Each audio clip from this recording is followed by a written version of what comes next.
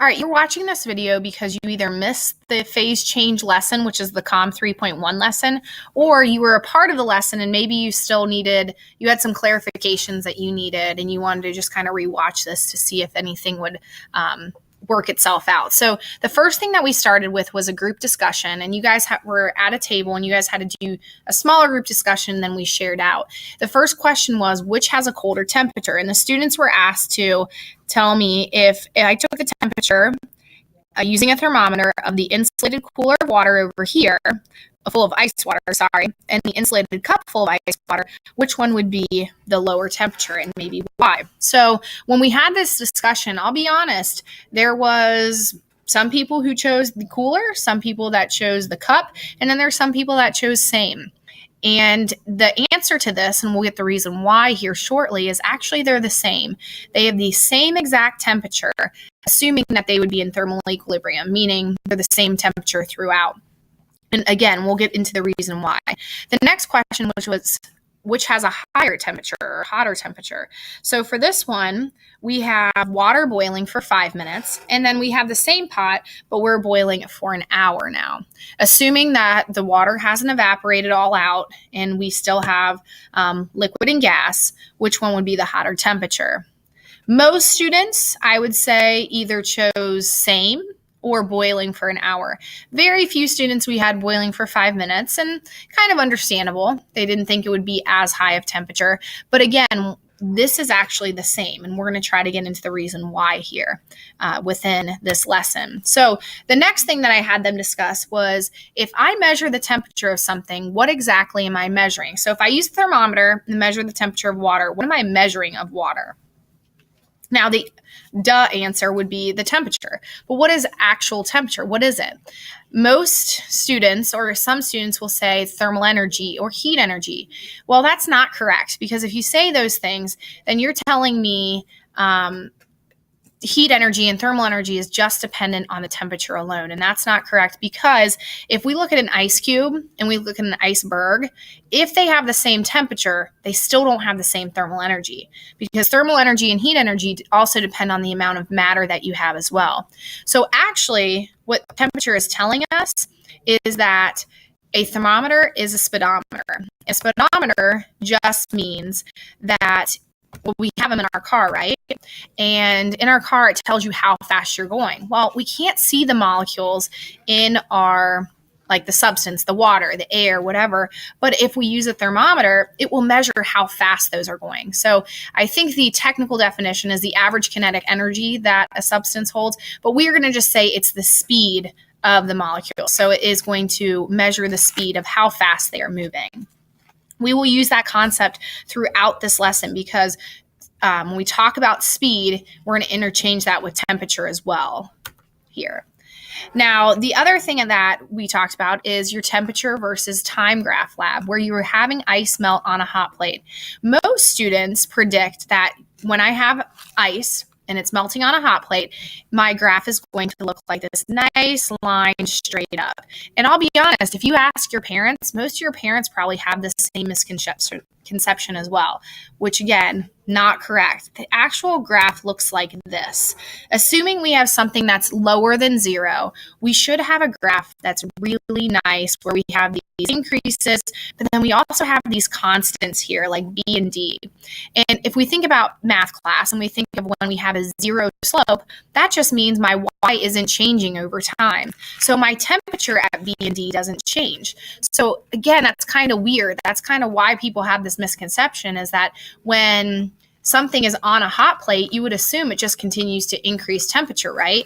Well, actually it doesn't. And what we're going to do in the next couple minutes is try to figure out what is actually happening at B and D, because we can't physically see it. We have to kind of zoom in. Now, in the class, what we did is we had everyone make a solid, meaning within your group of your table, you were going to each be individual water molecules. And we were going to have these attractive forces between you. How we represented that is that everyone held hands within kind of a square or circle. And that's what solids have. They have a really high attractive force, and that's what the hands represented. And that's why solids are solids. They have a definite shape. They keep that definite shape because their attractive forces are so high. And then what we did is we took all of the tables and then we combined them together. So we had a collection of ice cubes like you see here.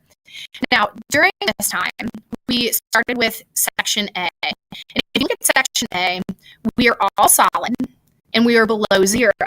And if we put this all solids on the hot plate, what's going to happen is the hot plate's going to put heat into the solids, and then the solids are going to start moving faster, which then will increase our temperature. Now, solids don't move super fast. They jiggle, but they're going to start jiggling back and forth a little bit faster and faster and faster, okay, until you get here. At section B, this is when things start melting. So at the very start of section B, that's your very starting of melting. And then at the end of section B, you have mostly water and just a little bit of ice. But no matter where you're at in section B, it's still 0 degrees. It doesn't change. That's the weird thing. So if I have mostly ice and a little bit of water, 0 degrees. If I have mostly water and a little bit of ice, 0 degrees. Again, assuming we're in thermal equilibrium and everything is the same throughout. Now, the reason why that's so weird. You put something on a hot plate, it doesn't increase temperature. So where's the heat going from the hot plate?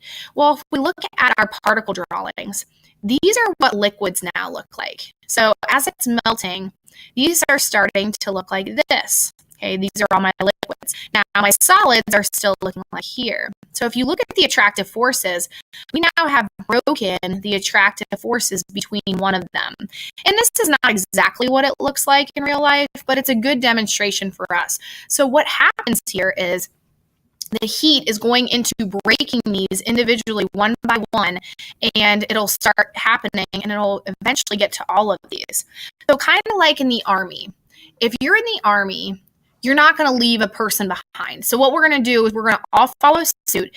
And then once that happens, we then will become a liquid and we can then move on. And what moving on means is we can increase our temperature. So just to go back really quick, because we have the energy going in, the energy is only going into breaking these attractive forces. That's why this stays at 0.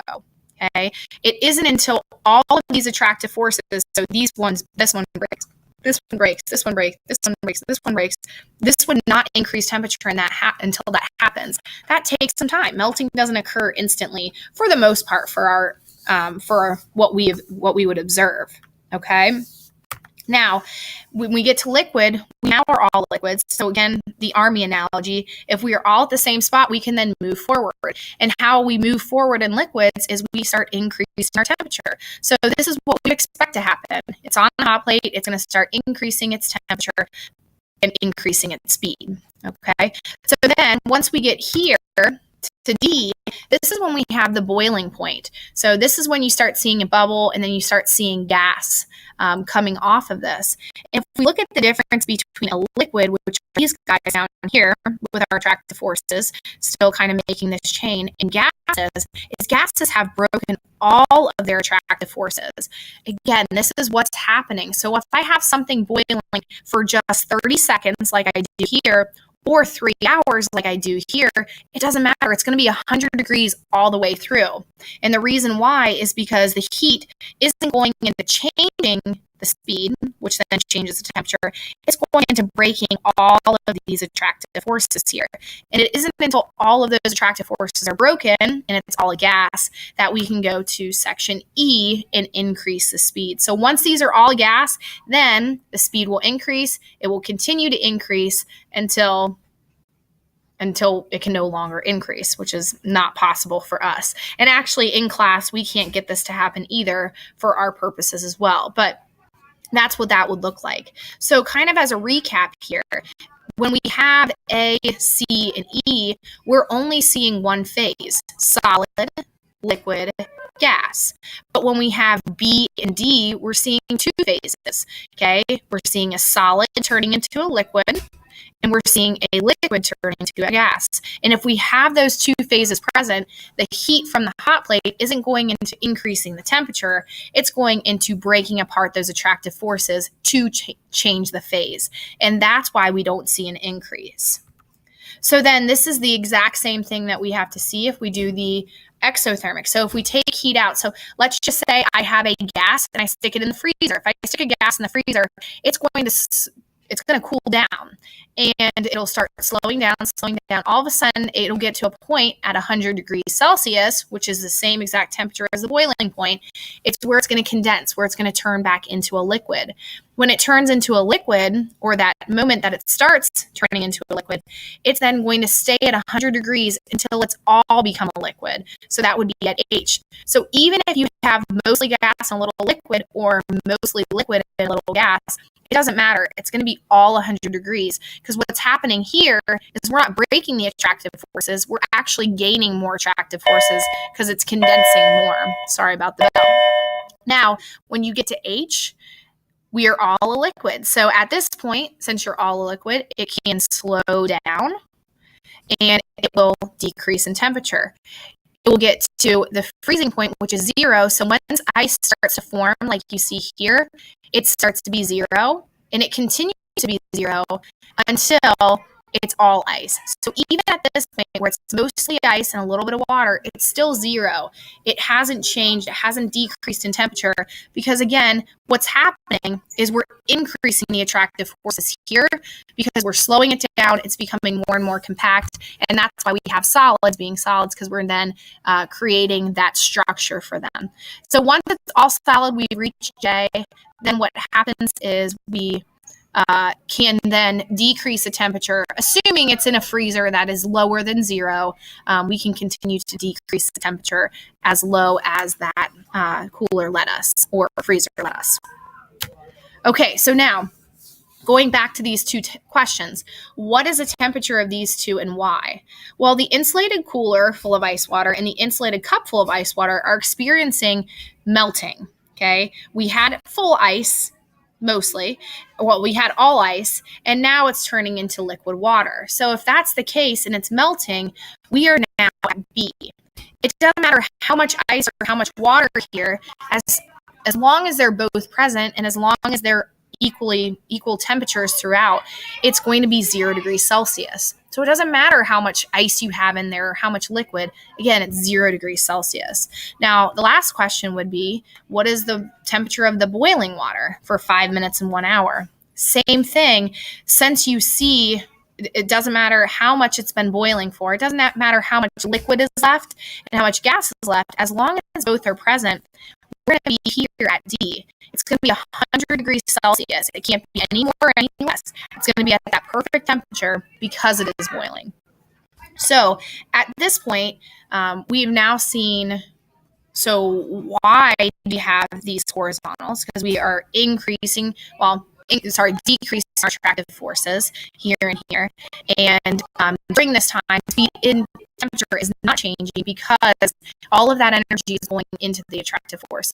So in order to be ready for the mastery, you definitely need to know what the graph looks like and why B and D are occurring in this way. Why do we have these constant temperatures, even though it's still continuing to be on the hot plate? Please ask if you have any questions, especially because you weren't in class. It's maybe a little bit harder to understand. I would love to explain it to you more if you need it. Other resources that you can use would be the notes. If you haven't looked at the notes, those will help out. And then also Mr. Edmonds has a song that talks about this as well. Just another way of kind of learning the same thing that maybe it'll hit home for you. All right, let me know if you have any questions. Good luck.